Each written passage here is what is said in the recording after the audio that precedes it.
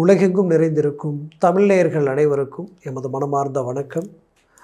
நான் உங்கள் ஜோதிடர் அந்தியூர் சுதாகர், பாரம்பரிய முறை ஜோதிட ஆராய்ச்சியாளர். இன்று நாம் காணக்கூடிய தலைப்பு குருவோட சுக்கிரன் இணையக்கூடிய காலம். மே மாதம் 14ஆம் தேதியிலிருந்து ஜூன் 1ஆம் தேதி வரைக்கும், அதாவது ஜூன் 2ஆம் தேதி குரு பயிற்சி ஆகிடும். அப்போ அது வரைக்கும் இந்த குரு ஒரு வருஷமாக இருந்தது மிதுன ராசியில். இந்த மிதுன ராசியில் இந்த கடைசி நேரத்தில் இந்த 17 நாட்கள் பார்த்திங்கன்னா இந்த குரு பகவான் கிட்டத்தட்ட இந்த 18 நாட்கள் இந்த சுக்கிரனோட இணையக்கூடிய நேரம். இந்த நேரம் ரொம்ப முக்கியமான நேரம். ஏன்னா ஒரு பக்கம் பார்த்திங்கன்னா இந்த ராசியை விட்டு குரு போக போகிறாரு, இன்னொரு பக்கம் கடைசி நேரத்தில் சுக்கிரனோட இணையக்கூடிய நேரமாக இது இருக்குது. அப்போ இந்த இடத்துல என்ன நடக்கும், அதுதான் இங்கே முக்கியம். அப்போது இந்த நிகழ்வு மேஷராசி அன்பர்களுக்கு என்ன செய்ய போகுதுன்றது இந்த காணொலியில் தெளிவாக விவரமாக நம்ம பார்க்கலாம். சேனலை சப்ஸ்கிரைப் பண்ணாதவங்க பண்ணிக்கோங்க, பெல் பட்டனை கிளிக் பண்ணி ஆல் ஆப்ஷனை கொடுத்துக்குங்க. அப்போ தான் அடுத்தடுத்த காணொலிகள் உங்களை உடனடியாக வந்தடையும்.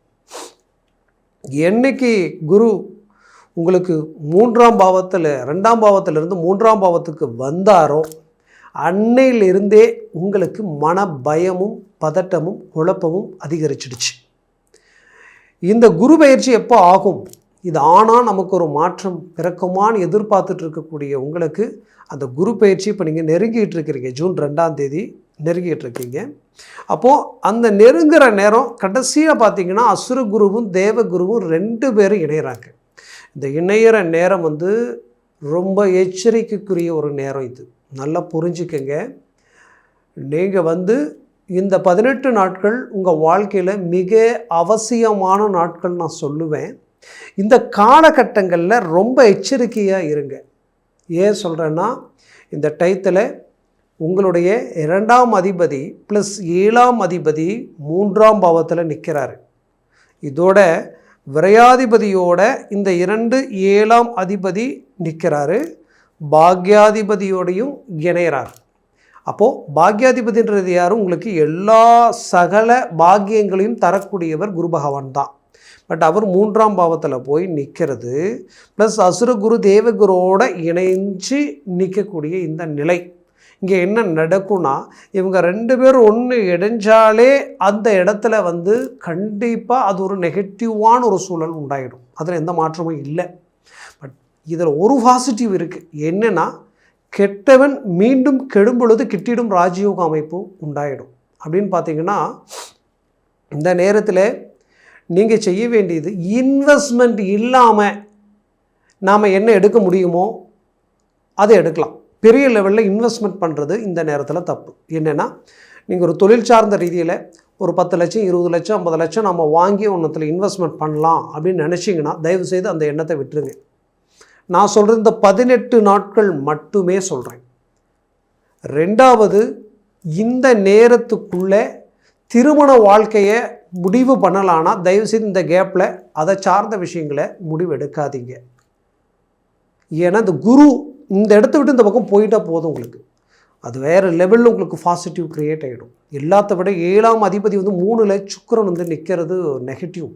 இந்த நேரத்தில் உங்களுக்கு ஒரு நட்பே வந்தாலும் நீங்கள் ஒரு புது நண்பரை சந்திக்கிறீங்க, அவங்க உங்களுக்கு சில ஐடியா கொடுக்குறாங்க, இதை செய்யுங்க, இதை பண்ணுங்க, இந்த ரூட்டில் போனீங்கன்னா உங்களுக்கு இது நல்லது நடக்கும்னா கண்டிப்பாக சொல்கிறேன், அதை இந்த 18 நாளை தள்ளி போட்டு செய்யுங்க. இந்த நேரத்தில் நம்பி நம்ம ஒரு லட்சம் 5 லட்சம் 10 லட்சம் போடலாம், இதை நம்ம செய்யலாம், இதில் போட்டால் ஒத்தைக்கு டபுளாக வரும், இந்த ஆன்லைனில் இன்வெஸ்ட்மெண்ட் பண்ணால் இந்த மாதிரி நமக்கு கனெக்ட் ஆகும், இப்படி எந்த ஆசை வார்த்தைகள் யார் சொல்லி உங்கள்கிட்ட பேசினாலும் அதை எல்லாத்தையும் எடுத்துக்க வேண்டாம். ஏன்னா குரு உங்களுக்கு பெரிய நன்மையை தரக்கூடிய இடத்துக்கு போகிறாரு. போகிற நேரத்தில் அதிர்ஷ்டம் கொடுப்பார். எப்படி கொடுப்பாருன்னா, அது இன்வெஸ்ட்மெண்ட் இல்லாததை வச்சு தான் கொடுப்பார். எப்படின்னா, நீங்கள் ஒரு 50 ரூபா 100 ரூபா 200 ரூபா போட்டு ஒரு லாட்ரி சீட் வாங்குறீங்கன்னா அந்த இடத்துல உங்களுக்கு 10 ரூபா சடன்னாக உங்களுக்கு கிளிக் ஆகும். அதற்குண்டான வாய்ப்புகள் இருக்குது. பட் இதற்கு முன்னாடி நீங்கள் ஒரு இன்வெஸ்ட்மெண்ட் ஒரு விஷயத்தில் போட்டுட்டீங்க, ஏற்கனவே போட்டதை நீங்கள் எதிர்பார்த்துக்கிட்டு இருக்கிறீங்க அப்படின்னா அது இந்த நேரத்தில் ஏதாவது ஒரு வாய்ப்பு உங்களுக்கு சடனாக உங்களுக்கு கை கொடுக்கும். இந்த மாதிரியான ஆப்பர்ச்சுனிட்டிஸ் தான் உங்களுக்கு வருமே தவிர, பட் இந்த நேரத்தில் பெருசாக நீங்கள் கொண்டு போய் எதாவது போட்டிங்கன்னா அது பிளாக் ஆகிடும். அந்த பிளாக் உங்கள் லைஃப்பை லாக் பண்ணிவிடும். மறந்துடாதீங்க, அந்த விஷயத்தில் ரொம்ப கேர்ஃபுல்லாக இருங்க. அடுத்தது சுக்கிரன் யார் அப்படின்னு பார்த்தீங்கன்னா கலஸ்தரகாரகன். அந்த கலஸ்தரகாரகன் திருமணம் சார்ந்த விஷயங்கள். அப்போது ரொம்ப விரும்பியவங்க, இவங்களை நம்ம திருமணம் பண்ணலாம், அவங்க உங்களை திருமணம் பண்ணணும் அப்படின்ட்டு ஒரு நீண்ட நாட்களாக ஆசையோடு இருக்கக்கூடியவங்க, விரும்பியவர்களுக்கு நான் சொல்கிறது என்னென்னா, இந்த 18 நாள் எந்த எக்ஸ்ட்ரா வார்த்தைகளையும் யார்கிட்டையும் யாரும் சொல்ல வேண்டாம், பேச வேண்டாம். யார் எது பேசினாலும் பொறுத்து கோவப்படாமல் நின்று நிதானமாக யோசித்து செயல்படுங்க. அவசரப்பட்டு அந்த இடத்துல வாய் வார்த்தைகளை விட்டுற வேண்டாம். அது உங்களை குழப்பத்துக்கு கொண்டு போய் விட்டுரும். இது நான் உங்களுடைய இப்போவும் சொல்கிறேன், உங்களை காயப்படுத்தணும், உங்களை பயமுறுத்தணும் நான் எதுவும் சொல்லலை.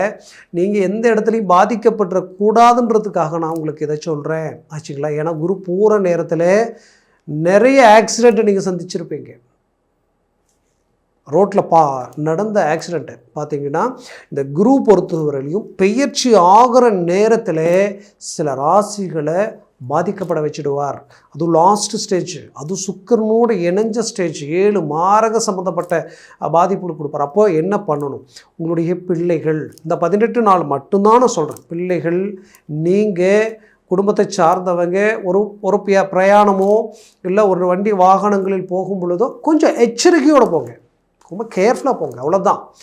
கொஞ்சம் எச்சரிக்கையோட ஒரு வேகத்தை குறைச்சி நாம் இந்த நேரத்தில் ரொம்ப கேர்ஃபுல்லாக போகணும், இந்த நேரத்தில் கொஞ்சம் கேர்ஃபுல்லாக இருக்கணும் அப்படின்றது மட்டும் உங்கள் மனசில் இருந்தால் போதும். அதே போல் பிஸ்னஸ் ரீதியில் கிளைண்ட் வருவாங்க, கிளைண்ட்டுக்கிட்ட ரொம்ப கேர்ஃபுல்லாக பேசுங்க.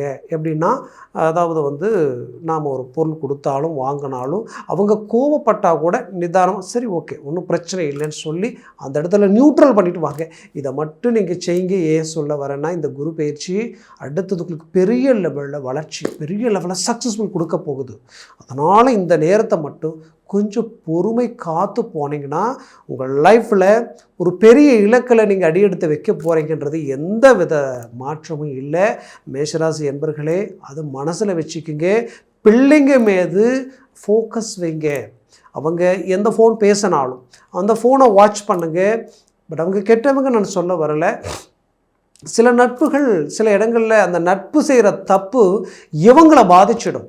அதனால் அந்த பிள்ளைகள், ஏன்னா குடும்பத்திற்கு சார்ந்தவனும் இந்த சுக்கிரன் 3ல் போய் மறைச்சிட்டார். அப்போ என்ன ஆகும்? குடும்பத்துக்குள்ளே ஏதாவது ஒரு பிரச்சனைகள் வரும், குடும்பத்தை சார்ந்து ஏதாவது ஒரு சிக்கல்கள் வர வாய்ப்புகள் இருக்குது. அதனால் நீங்கள் பிள்ளைகள் விஷயத்தில் ரொம்ப கேர்ஃபுல்லாக இருங்க. பிள்ளைகள் எடுக்கிற முடிவை கூர்ந்து கவனித்து அந்த முடிவு தப்போ ரைட்டோ கொஞ்சம் ஆலோசனை செய்து கொஞ்சம் பொறுமையாக செய்கிற மாதிரி கொஞ்சம் பாருங்கள். இதை மட்டும் நீங்கள் பண்ணுங்கள். ஆட்டோமேட்டிக்காகவே உங்களுக்கு ஒரு நல்ல கிளாரிட்டி கிடச்சிடும். அவசரப்பட்டு சொன்னதும் சடனாக ஓகேன்ட்டு எந்த முடிவு கொடுத்துட வேண்டாம். தெளிவாக யோசித்து செய்யுங்க. அடுத்தது திருமணம் சார்ந்த விஷயங்களை இந்த நேரத்தில் இந்த 18 நாளில் மட்டும் முடிவு எடுக்க வேண்டாம். 18 நாள் கழித்து முடிவு எடுங்க. இல்லை அதுக்கு முன்னாடியே ஏதாவது முடிவு எடுத்துக்குங்க. இந்த காணொலி அதுக்கு முன்னாடி நீங்கள் பார்த்துருந்தீங்கன்னா அதுக்கு முன்னாடியே கூட 1 நாள் 2 நாள் இருக்கும்போது கூட நீங்கள் அது முடிவு எடுத்துக்கலாம். இதை மட்டும் கொஞ்சம் மேனேஜ்மெண்ட் பண்ணிக்கோங்க. குறிப்பாக லைஃப் பார்ட்னர், கணவன் மனைவி இருவருக்குள்ள சங்கடங்கள் வர வாய்ப்புகள் இருக்குது. தேர்ட் பர்சனால் எந்த விஷயம் உள்ள என்ட்ரி ஆனாலும் உங்களுக்குள்ள ஓப்பனாக பகிர்ந்துக்குங்க. இல்லை ரொம்ப பேசினா குழப்பம் வரும் அப்படின்னு தோணுச்சுன்னா இந்த 18 நாளை தள்ளி வச்சுருங்க. அதுக்கப்புறம் நீங்கள் பேசுங்க. அந்த பிரச்சனை அழகாக ஸ்மூத்தாக கிளியர் ஆகிடும். அதில் எந்த மாற்றமும் இல்லை. அடுத்தவங்களை நம்பி பணம் கொடுக்கறதும் சரி, பெரிய லெவலில் கடன் வாங்குறதுலேயும் சரி கொஞ்சம் கவனமாக செயல்படுங்க. இதை மட்டும் செஞ்சால் நீங்கள் போதும். அதே நேரத்தில் இந்த காலகட்டங்களில் நீங்கள் செய்ய வேண்டிய விஷயங்கள் என்ன அப்படின்னு நீங்கள் பார்த்தீங்கன்னா, பாக்யாதிபதி குரு 3ஆம் வீட்டில் இருக்கிறார் இல்லையா, இவர் போகும்போது குறிப்பாக சொல்லணுன்னா குடும்பத்திற்கு உண்டான சில விஷயங்கள், அசையாத சொத்துக்கள் இருக்கு இல்லையா. ஏன்னா மேஷராசி என்பதற்கு ஆல்ரெடி 7 சனி நடக்குது இல்லையா. இப்போ நீங்கள் என்ன செய்யணும்? அசையாத சொத்துக்களில் இன்வெஸ்ட்மெண்ட் பண்ணுறதை தாராளமாக இறங்கி செய்யலாம். ஒன்று வீடு, கட்டுறதோ இல்லை வீடு வாங்கிறதுக்கு உண்டான முயற்சிகளோ அல்லது பூமி வாங்கிறதுக்கு உண்டான அமைப்போ, இதை மட்டும் நீங்கள் யோசிக்காமல் செய்யலாம். மற்ற விஷயங்கள் எதுவாக இருந்தாலும் ஒரு தடவைக்கு 2 தடவை யோசித்து செயல்படுத்துறது ரொம்ப நல்லது. அதுலேயும் குறிப்பாக ஆரோக்கிய விஷயத்தில் செக் பண்ணிக்கங்க. சாப்பிட்ற உணவு ரீதியில் உங்களுக்கு ப்ரெஷர் இருக்குது அப்படின்னா இந்த மட்டன் இந்த மாதிரியான விஷயங்களை கொஞ்சம் தவிர்த்துக்குங்க. இந்த நேரத்தில் ஆரோக்கியத்தை ஒன்ஸ் செக் பண்ணிக்கங்க. கொஞ்சம் கேர்ஃபுல்லாக இருந்தால் போதும். வேறு எந்த விதத்துலையும் பயப்பட வேண்டிய அவசியம் உங்களுக்கு இருக்காது. அதே நேரத்தில் இந்த ஆன்லைன் சம்மந்தப்பட்ட ரீதியில் இருக்கக்கூடிய விஷயங்கள் எது உங்களை தேடி வந்தாலும் அது பெருசாக இந்த நேரத்தில் அதில் ஃபோக்கஸ் பண்ண வேண்டாம். கொஞ்சம் தவிர்ப்பது ரொம்ப நல்லது. அப்படியே பார்த்தாலும் ஏதோ கொஞ்சம் நெஞ்சம் நாம் சிம்பிளியாக ஒன்று செய்கிறது வேறு, அதே நேரத்தில் பெரிய லெவலில் தூக்கி இன்வெஸ்ட்மெண்ட் பண்ணுறது வேறு. அதனால் அந்த விஷயத்தில் ரொம்ப கவனமாக இருங்க. ஆனால் இந்த நீச்சல் தொழில் செய்யக்கூடியவங்க இப்போ ஒன்றும் இல்லை, ஒரு டீ போட்டு கொடுக்குறோம், அவங்க குடிக்கிற கிளாஸை நம்ம கழுவுறோம், அந்த மாதிரியான ஒரு நீச்சல் தொழில். அப்புறம் உண்ணக்கூடிய உணவு சாப்பாடு போட்டதுக்கப்புறம் நம்ம அந்த இலையை எடுக்கிறது, இந்த மாதிரி உணவு சார்ந்த விஷயங்கள், அடுத்தவங்களுக்கு கொடுக்கக்கூடிய விஷயங்கள், இந்த மாதிரியான தொழில் செய்யக்கூடியவங்களுக்கு இந்த நேரம் ஓரளவுக்கு கனெக்ட் ஆகும், நல்லா இருக்கும். அப்போது நான் சொன்ன இந்த ஒரு சில விஷயங்கள் மட்டும் இந்த நேரத்தில் கவனமாக இருங்க. அடுத்தது ஹைலைட்டான குரு பயிற்சி டாப் லெவலில் உங்களுக்கு ஒர்க் அவுட் ஆக போகுது. அதை பற்றி அடுத்த காணொலியில் நம்ம பேசலாம். இந்த நேரத்தில் ஒரு எச்சரிக்கைக்காக தான் இந்த விஷயத்தை உங்களுக்கு சொல்கிறேன். கண்டிப்பாக உங்களுடைய ஜனன ஜாதகமும் ரொம்ப அவசியம். அதில் உங்களுக்கு நல்ல பாசிட்டிவாக இன்னும் நல்ல திசா புத்திகள் இருந்தால் நீங்கள் எதை பற்றி பயப்பட வேண்டிய அவசியம் இல்லை. அது இன்னும் உங்களுக்கு வலிமையாக்கும். அதனால் ஜனன ஜாதகத்தை பார்த்து எந்த ஒரு முடிவு எடுக்கிறது நல்லது. உங்கள் ஜனன ஜாதகத்தை பார்க்கணுன்னு நினச்சிங்கன்னா கீழே இருக்கக்கூடிய காண்டாக்ட் நம்பருக்கு கால் பண்ணி முன்பதிவு செய்து வாட்ஸ்அப் மூலமாக உங்கள் ஜாதகத்தை அனுப்பி தெளிவாக விவரமாக கேட்டு தெரிஞ்சு அதை சார்ந்த முயற்சிகள் எடுங்க. அது உங்களுக்கு பெரிய லெவலில் சக்ஸஸ்ஃபுல் கொடுக்கும். மேலும் உங்களது வாழ்க்கை வளமாக அமைந்திட எமது மனமார்ந்த வாழ்த்துக்கள். நன்றி, வணக்கம். மீண்டும் சந்திக்கலாம்.